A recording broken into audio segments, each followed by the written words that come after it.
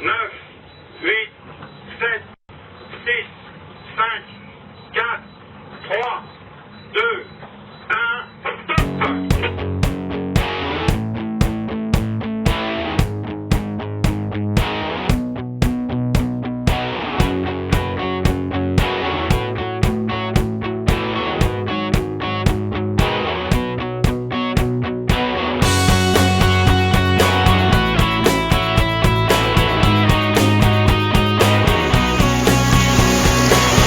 Et maintenant, faut allumer.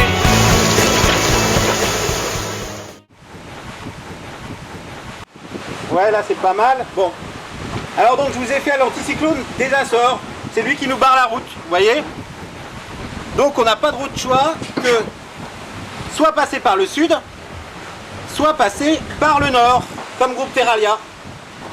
Donc par le sud c'est vent portant, mais normalement c'est un peu plus mou. Et par le nord, l'idée c'est de contourner l'anticyclone pour récupérer les vents portants après. Et ça c'est la route directe.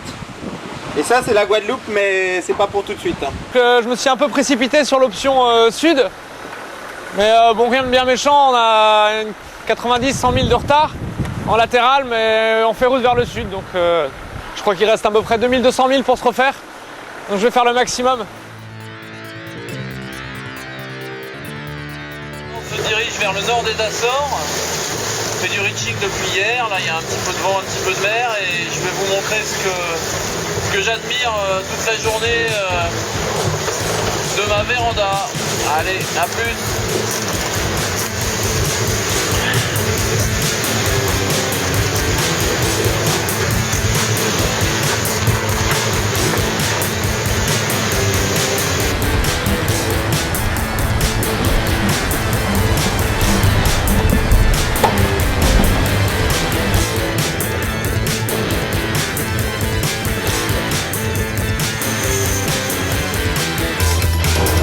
Montez, allez. C'est chaud. On est dans du vent de sud qui nous amène vers un front. On aura un passage du vent de sud au vent de nord. Vous voyez ce que je veux dire? Sur l'ordinateur ça se passera bien, mais sur l'eau ça va être compliqué. Donc ça va, malgré tout, on a quand même du temps pour se reposer. Le problème c'est que le lit n'a plus de ressort. On ne tient pas allongé. Donc il faut se raconter des histoires à dormir debout. À bientôt. Et puis bah maintenant on est au portant, à fond, quasiment route directe vers les Antilles, avec du vent très fort et surtout beaucoup de mer, qui fait des figures de style improbables. C'est chaud.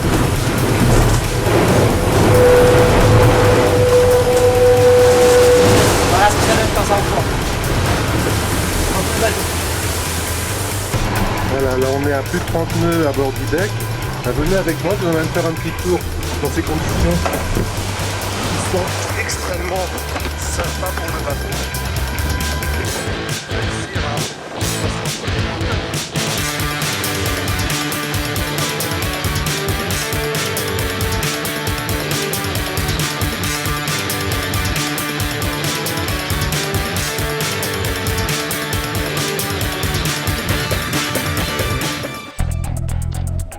On a fait le tour d'une dépression et maintenant on a du vent portant avec pas mal de mer.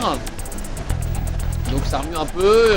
Malheureusement, Quito a dû faire demi-tour cette nuit avec un problème de quille. Donc on perd un concurrent sérieux là, ça fait chier un peu, mais voilà, il a eu cassé un axe sur sa tête de quille et fait demi-tour vers les Açores en sécurité. La drille de grand voile a lâché. Nous avons de gros problèmes de pilote. A priori, la course est terminée. Les trains viennent casser, il n'y avait rien dessus, c'est donc une vague qui l'a prise de travers, ou une multitude de vagues qui les ont pris par travers, elles viennent casser. Et voilà. Comment les routes du Rhum étaient pourtant bien parties, va s'arrêter là. En 3 jours et demi, c'était possible, 4 jours d'être arrivé. Que du bonheur, et là, que des emmerdes. C'est vrai que c'est des conditions plutôt...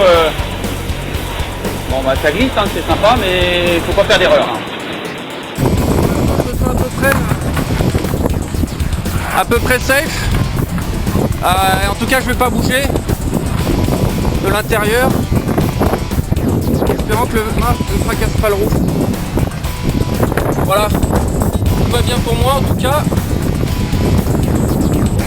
Maintenant, voilà, ce qui me fait peur, c'est ça, c'est les mouvements du mât qui ne viennent pas fracasser le groupe. Voilà, il y a eu un petit événement assez désagréable cette nuit, qui se trouve être la collision avec un chalutier portugais, le Bohemian. Voilà, et bah, la barre est provisoirement réparée. Là, je suis en route vers les Açores. J'ai encore un peu de vent. Je cavale à l'avant, je saute dans l'eau avec le pied, je mets le truc là coincé contre une lisse, vite, pour que ça bouge pas. 12 heures après, j'ai envoyé la pompe, j'ai pompé l'eau et l'eau n'est plus rentrée. Donc là, pour le coup, c'est un succès total.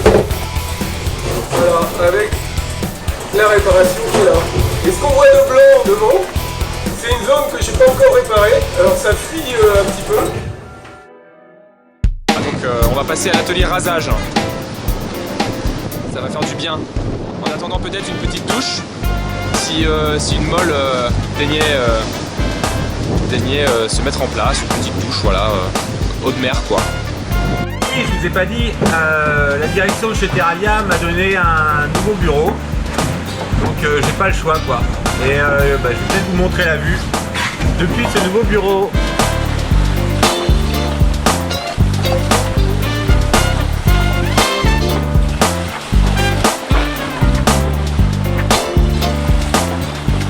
Alors pour se raser le petit seau d'eau de mer, et pour se voir, il y a deux solutions.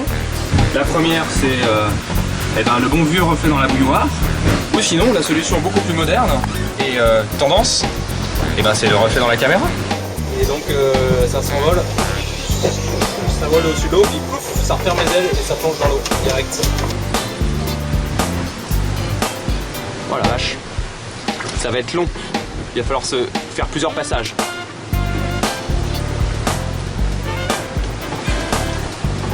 J'ai pu dormir cet après-midi, récupérer un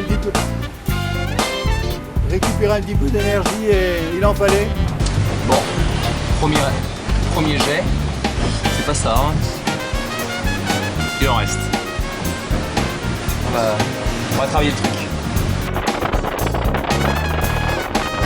On est sorti de la grosse brise, donc d'un certain côté ça fait pas de mal de faire sécher le linge. J'ai pas dit laver, hein, juste sécher.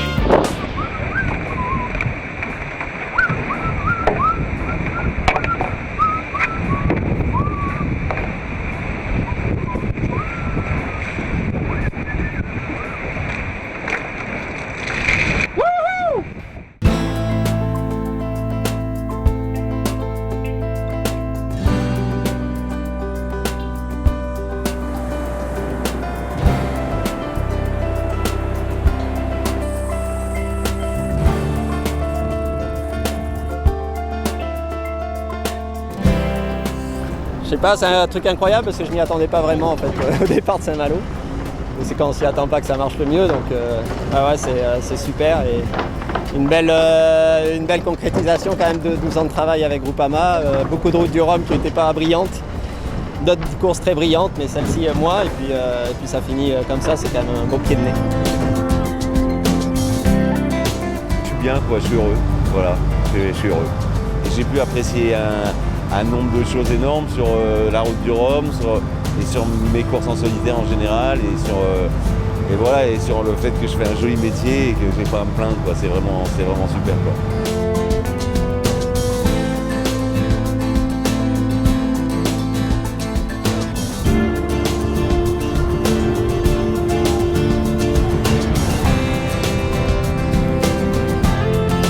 C'est pour ça qu'on fait ces trucs là, c'est pour faire des belles histoires.